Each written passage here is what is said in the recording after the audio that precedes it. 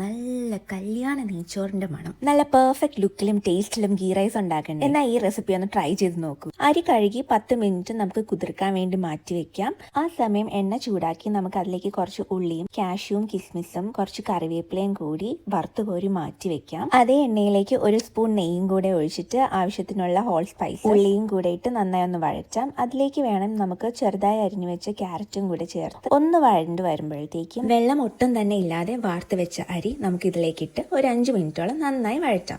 എന്നിട്ട് വേണം നമ്മൾ 1 കപ്പ് അരിക്ക് 1.5 കപ്പ് എന്ന അളവിൽ തിളപ്പിച്ച വെള്ളം ഒഴിച്ചിട്ട് ആവശ്യത്തിനുള്ള ഉപ്പും കൂടെ ചേർത്ത് കുക്ക് ചെയ്യാം. വെള്ളം നന്നായി തിളച്ചിട്ട് വേണം നമ്മൾ മൂടി വെച്ച അരി കുക്ക് ചെയ്യാൻ. കറക്റ്റ് 5 മിനിറ്റ് മീഡിയം ഫ്ലെയിമിൽ കുക്ക് ചെയ്തിട്ട് ഓഫ് ആക്കിയിട്ട് ഒന്നുകൂടെ അരി നന്നായി താഴേന്ന് ഇളക്കി കൊടുത്തിട്ട് നമുക്ക് നേരത്തെ ഫ്രൈ ചെയ്ത് വെച്ച ഉള്ളിയും കാഷ്യും കിസ്മിസും പിന്നെ കുറച്ച് മല്ലിയിലയും 1 സ്പൂൺ നെയ്യും കൂടെ ഇട്ട് കറക്റ്റ് 20 മിനിറ്റ് അടച്ചു വെച്ച് കുക്ക് ചെയ്ത നമ്മുടെ ഗീ റൈസ് റെഡി.